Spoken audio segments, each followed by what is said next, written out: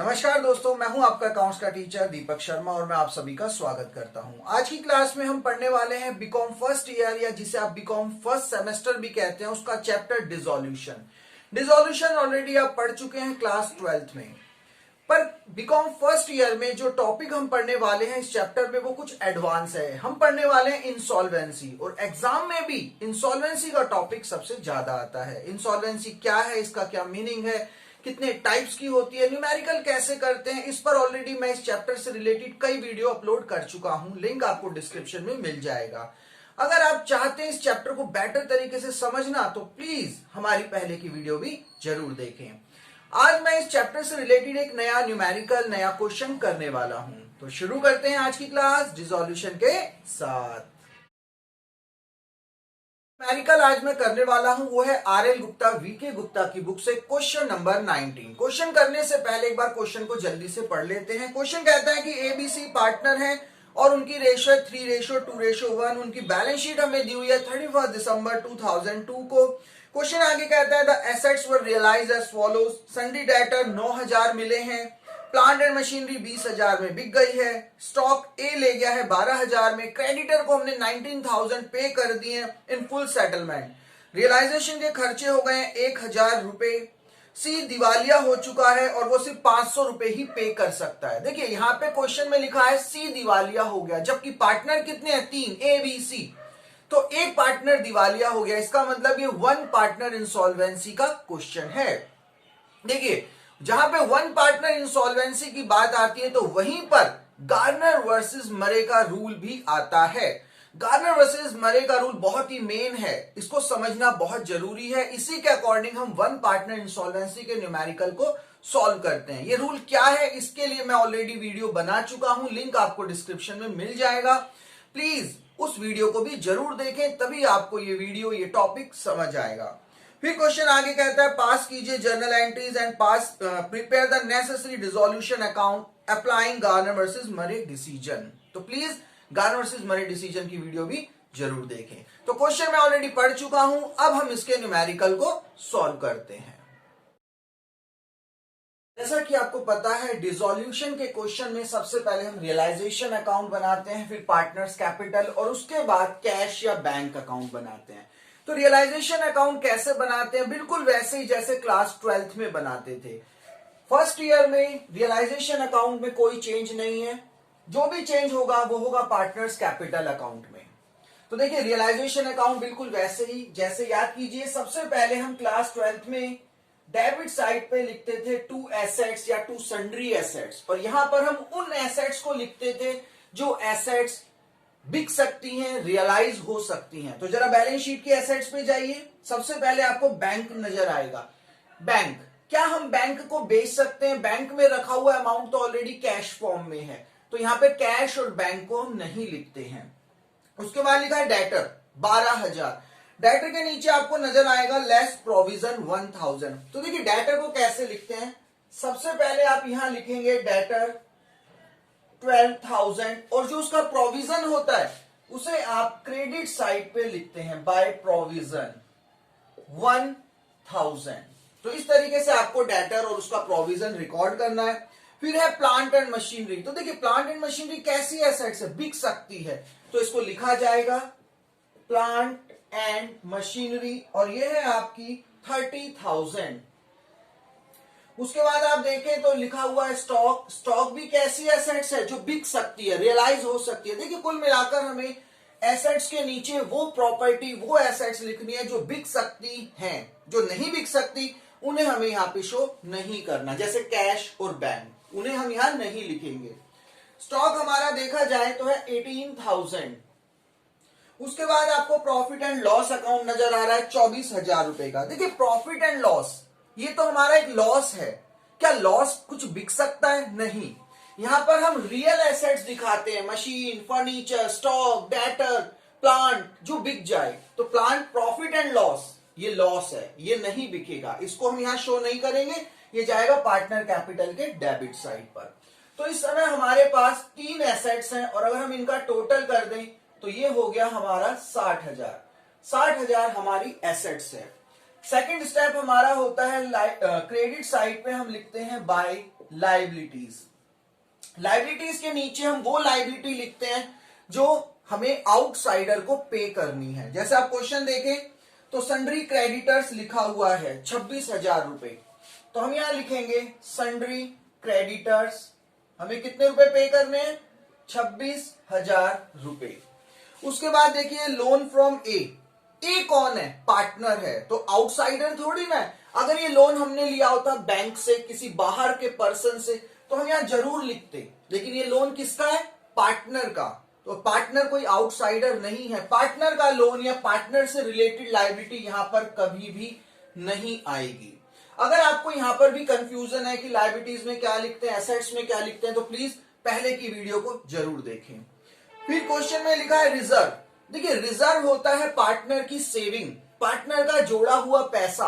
तो ये कोई आउटसाइडर को थोड़ी ना देना है, किसी बाहर वाले का कर्जा थोड़ी ना, ये तो पार्टनर का जोड़ा हुआ पैसा है, पार्टनर का है। तो यहाँ पे तो वो आते हैं जो हमें बाहर वालों को देने हैं, तो रिजर्व भी यहाँ पर नहीं लिखा जाता, रिजर्व को पार्टनर कैपिटल के क्रेडिट में लिखते हैं। फिर है कैपिटल। कैपिटल किसकी है, पार्टनर की, तो ये भी कोई हमारा कर्जा नहीं है। तो देखिए कुल मिलाकर बात ये हुई कि हमारे पास 3 एसेट्स हैं 60,000 की, हमारे ऊपर एक लाइबिलिटीज है 26,000 रुपए की। अब हमारा अगला स्टेप, एक एक करके हम इस एसेट्स को सेल करेंगे और इस लाइबिलिटी को यहाँ पे करेंगे। देखिए क्वेश्चन में नीचे लिखा है सन्ड्री डेटर 9,000 के रियलाइज हो गए, यानी बिक गए। तो देखिए एसेट्स यहां लिखी है, इधर बिकती है, तो यहां हम लिखेंगे बाय कैश अकाउंट। कैश की जगह आप बैंक भी लिख सकते हैं, ये डिपेंड करता है आपके क्वेश्चन पे। एसेट्स में देखिए आपको बैंक लिखा हुआ है, बैंक बैलेंस दिया हुआ है। एसेट्स में देखिए तो अगर आपको क्वेश्चन में लिखा है बैंक, तो आपको यहां पे क्या लिखना है, बाय बैंक अकाउंट। अगर एसेट्स में लिखा होता कैश, तो आप यहां पे कैश लिख सकते थे। देखिए सन्ड्री डेटर कितने के बिक गए आपके, 9,000, तो बच्चों यहां पे हम लिखेंगे 9,000। डेटर कितने थे, 12,000 के, लेकिन जब उनसे पैसा मिला तो 9,000 मिला। यहां हमें ये नहीं सोचना कि 12 थे 9 मिले, इससे कोई मतलब नहीं है। एसेट्स कितने की भी है, जब रियलाइज जितने की हुई हमें वो प्राइस यहां पे लिखना है। फिर लिखा है प्लांट एंड मशीनरी कितने में बिक गई, 20,000। और आगे जाए स्टॉक कौन ले गया, ए। देखिए 2 प्रॉपर्टी नगद बिक गई, लेकिन तीसरी प्रॉपर्टी पार्टनर ले गया। जब कोई प्रॉपर्टी पार्टनर ले जाता है तो यहां पर हम उसका नाम लिखते हैं बाय एस कैपिटल अकाउंट। क्या ले गया वो, स्टॉक। कितने में ले गया, क्वेश्चन कहता है कि स्टॉक ले गया है 12,000 रुपए में, और इन दोनों का टोटल हो गया 29,000। तो यही बात समझिए, अगर कोई प्रॉपर्टी नगद बिक रही है तो बैंक, और कोई प्रॉपर्टी पार्टनर ले जाता है तो उस पार्टनर का नाम। आगे क्वेश्चन कहता है कि हमने क्रेडिटर को 19,000 रुपए चुका दिए फुल सेटलमेंट। तो देखिए यहां पे हमने एसेट्स बेची, तो ये लायबिलिटीज इधर चुकाई जाएगी, तो इधर लिखेंगे टू बैंक अकाउंट और सन्ड्री क्रेडिटर। हमें देने कितने थे, 26,000, लेकिन क्वेश्चन कहता है कि हमने 19,000 रुपए दे दिए फुल सेटलमेंट, सारा हिसाब बराबर, तो हमने जितने रुपए पे करे हैं वो इधर लिखा जाएगा। फिर क्वेश्चन कहता है कि 1,000 रुपए के खर्चे हो गए, और बच्चों खर्चे भी कहां आते हैं, डेबिट साइड पे 1,000, तो ये हो गया हमारा टोटल 20,000 रुपए। इसके बाद हमें ये देखना है कि हमारी कौन सी साइड बड़ी है। आपकी ये साइड है डेबिट और वो साइड है क्रेडिट। अगर हम क्वेश्चन को ध्यान से देखें तो हमारे हिसाब से डेबिट साइड बड़ी है, तो डेबिट साइड का टोटल करते हैं, तो ये हो जाएगा हमारा 80,000। डेबिट साइड बड़ी होने पे क्रेडिट साइड पे लॉस निकलता है, और ये जो लॉस है ये तीनों पार्टनर ए बी सी इनको बियर करना पड़ेगा। ठीक है, इसको माइनस कर देते हैं, तो ये कितना हो जाएगा देखते हैं, माइनस करते हैं,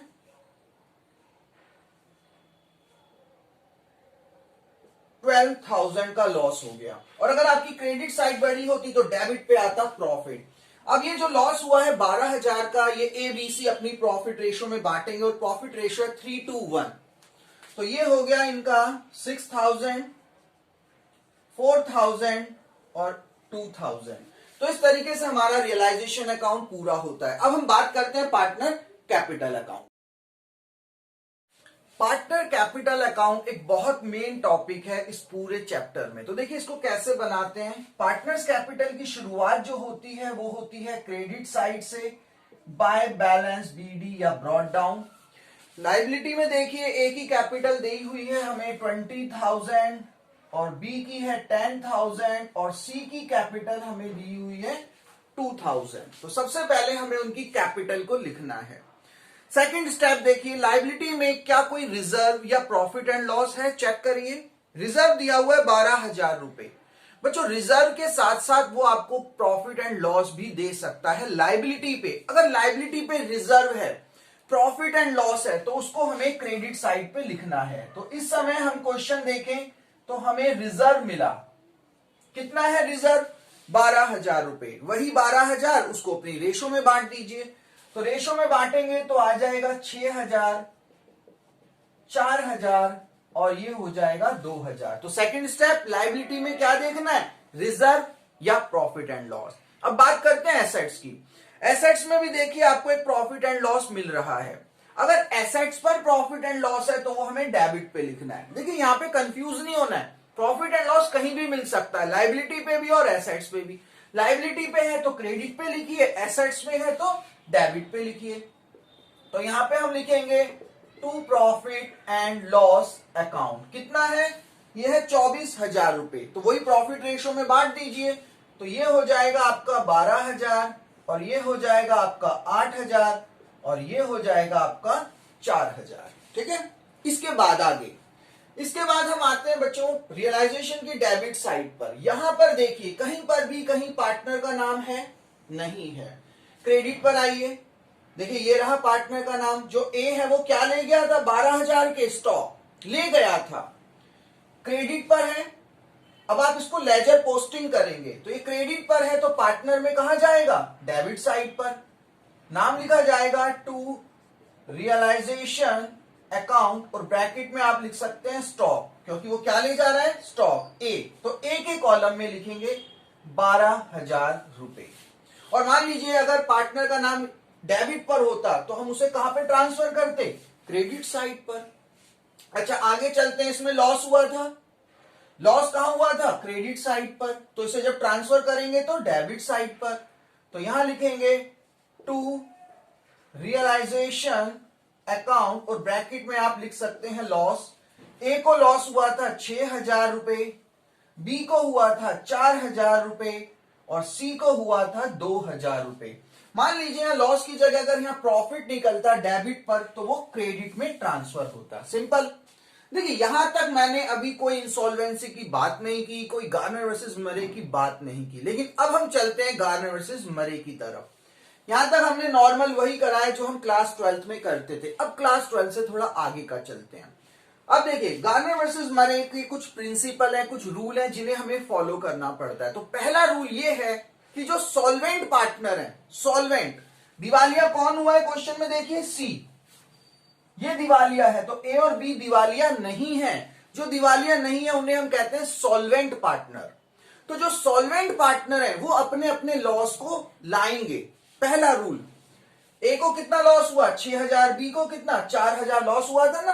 तो ये अपने अपने लॉस को लेकर आएंगे। तो यहां लिखेंगे बाय बैंक अकाउंट। देखिए ए को लॉस हुआ 6,000 तो ये अपने 6,000 लाएगा, बी को लॉस हुआ 4,000 तो ये 4,000 लाएगा और सी तो दिवालिया हो गया। कितना लॉस हुआ था सी को? 2,000, पर ये नहीं ला पा रहा। क्वेश्चन कहता है कि ये सिर्फ 500 रुपए ला पा रहा है, सिर्फ 500 रुपए। तो जितने रुपए ला रहा है वो उसके कॉलम में लिख दो। और कई बार वो कुछ भी नहीं लाता। अगर 500 रुपए ना लिखे होते तो इसका मतलब कुछ नहीं ला रहा। तो यहां पर हम कुछ भी नहीं लिखते, याद रखिए। तो ये था गार्नर वर्सेस मरे का पहला रूल। क्या? कि जो दिवालिया नहीं हुए हैं, सॉल्वेंट पार्टनर जो दिवालिया नहीं हुए हैं, वो अपने अपने लॉस को लेकर आएंगे। तो लिख दिया। दूसरा रूल देखिए, इसके बाद सबसे पहले हम जो दिवालिया हो गया है उसका अकाउंट क्लोज करते हैं और उसकी डेबिट साइड बड़ी आती है, याद रखना। तो इसकी डेबिट है 6,000 रुपए, तो इसकी डेबिट साइड बड़ी आएगी, उसे लिखा। यहां पर देखिए 4,500, तो डिफरेंस 1,500 रुपए का डिफरेंस है। अब मैं कुछ वर्किंग नोट कर रहा हूं, उसे बड़े ध्यान से देखिएगा, ये बहुत जरूरी है, ये गार्नर वर्सेस मरे का दूसरा रूल है। तो इसको कहते हैं डेफिशिएंसी। डेफिशिएंसी किसकी डेफिशिएंसी? सी की। डेफिशिएंसी मतलब कमी। अगर हम 6000 में से 4500 घटाएं तो 1500 रुपए की क्या हो गई है? डेफिशिएंसी, कमी। सी को 1500 रुपए और लाने चाहिए पर सी नहीं ला पा रहा है। अब इस कमी को कौन भरेगा? गार्नर वर्सेस मरे का दूसरा रूल कहता है कि जो दिवालिया पार्टनर है उसकी जो डेफिशिएंसी है उसे सॉल्वेंट पार्टनर भरते हैं। कौन भरते हैं? सॉल्वेंट पार्टनर, यानी ए और बी। तो इस 1500 रुपए को कौन भरेगा? ए और बी। ठीक है। क्वेश्चन उठता है किस रेशो में भरेंगे? तो गार्नर वर्सेस मरे का रूल कहता है कैपिटल रेशो में। तो देखिए ए की कैपिटल है 20,000 और बी की कैपिटल है 10,000, तो ये है इनकी कैपिटल। ठीक है। अब अगर क्वेश्चन में रिजर्व है, क्रेडिट साइड पे कोई रिजर्व है, क्रेडिट साइड पे कोई प्रॉफिट एंड लॉस है, तो उसको भी ऐड कर दीजिए। तो इसमें 6,000 और 4,000 हमने क्या करा? ऐड।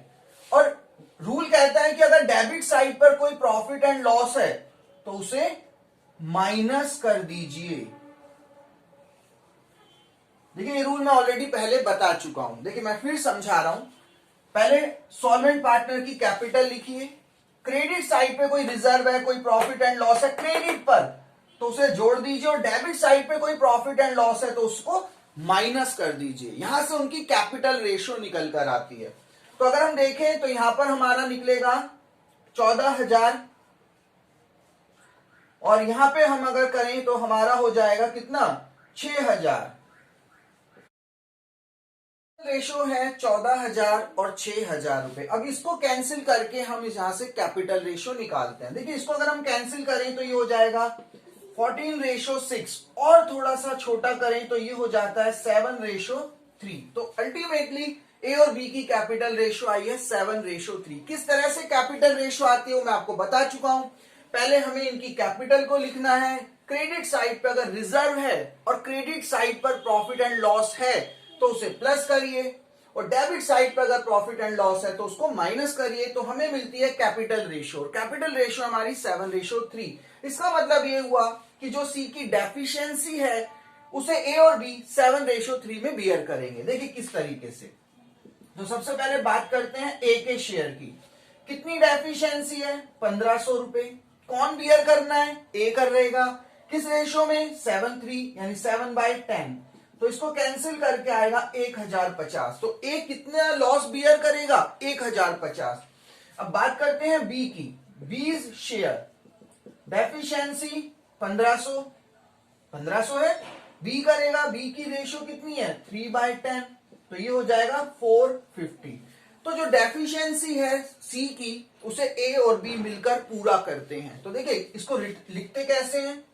तो क्रेडिट साइड पे लिखेंगे by A's capital account by B's capital account. A कितने रुपए लाएगा? 1,050। किसके लिए?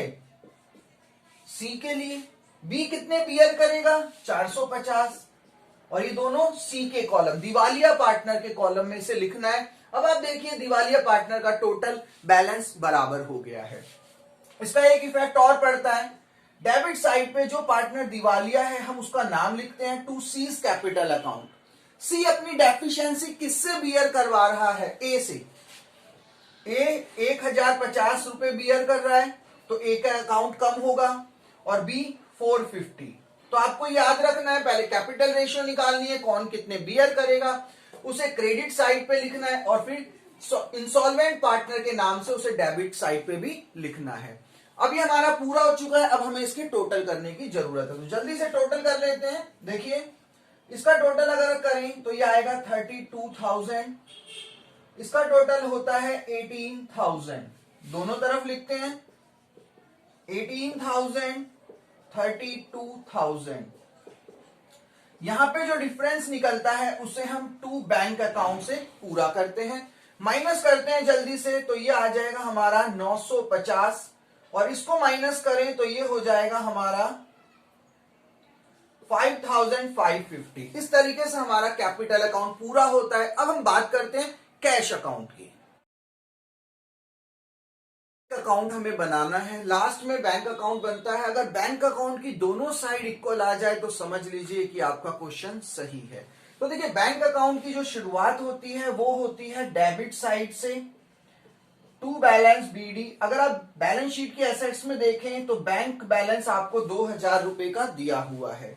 इसके बाद बैंक अकाउंट में हमें सिर्फ लेजर पोस्टिंग करनी है, एंट्री को पास करना और कुछ नहीं। देखिए कैसे, सबसे पहले रियलाइजेशन की डेबिट साइड पर आइए। यहां पे आपको एक बैंक नजर आएगा 20,000 रुपए से डेबिट साइड पर, तो ये बैंक अकाउंट में जाएगा क्रेडिट साइड पर। तो यहां पे हम लिखेंगे बाय रियलाइजेशन अकाउंट, कितने रुपए, 20,000 रुपए। अब हम देखते हैं रियलाइजेशन की क्रेडिट साइड पे, यहां पर भी बैंक है 29,000 का क्रेडिट साइड पर, तो ये जाएगा रियलाइजेशन की बैंक अकाउंट की डेबिट साइड पे। तो यहां हम लिखेंगे टू रियलाइजेशन अकाउंट 29,000। सबसे सिंपल बैंक अकाउंट बनाना है। फिर हम आते हैं पार्टनर कैपिटल की डेबिट पर। देखिए यहां पर आपको बैंक नजर आ रहा है सब में, ये रहा। कहां पर है, डेबिट पर, तो कहां आएगा, क्रेडिट पर, ए के नाम से और बी के नाम से। तो यहां पर हम लिखेंगे बाय एज कैपिटल अकाउंट 950 और बाय बीज कैपिटल अकाउंट 5550। बात करते हैं क्रेडिट पर, यहां पर भी बैंक है और तीनों के कॉलम में कुछ ना कुछ अमाउंट है, तो ये क्रॉस होकर आ जाएगा डेबिट पर।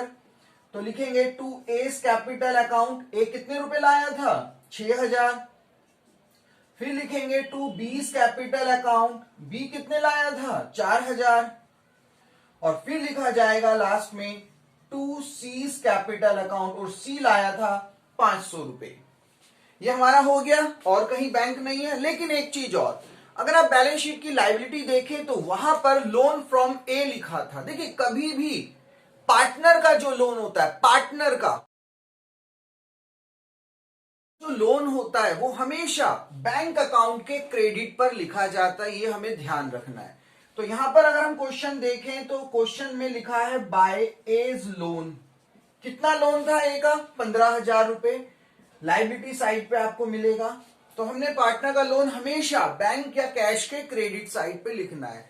अब ये हमारा क्वेश्चन पूरा हो चुका है। अब हम इसे टोटल करते हैं और देखते हैं क्या हमारा आंसर इक्वल आ रहा है दोनों साइड। अगर आप इसको टोटल करेंगे तो ये आ जाएगा आपका 41,500 डेबिट साइड। अब हम क्रेडिट साइड का टोटल करते हैं। तो देखिए क्रेडिट साइड का टोटल करेंगे तो ये आएगा 41,500, दोनों साइड इक्वल, इसका मतलब कि हमारा आंसर सही है। उम्मीद है आपको आज की वीडियो समझ आई होगी। बेटर तरीके से समझने के लिए आपको हमारी इस चैप्टर से रिलेटेड पहले की वीडियो देखना भी जरूरी है। तो प्लीज इसको ध्यान से समझिए, प्रैक्टिस करिए, क्योंकि प्रैक्टिस से ही आपको ये चैप्टर बेटर तरीके से समझ आएगा। तो जल्दी ही मिलते हैं एक नई वीडियो के साथ, तब तक आप इसको समझिए और प्रैक्टिस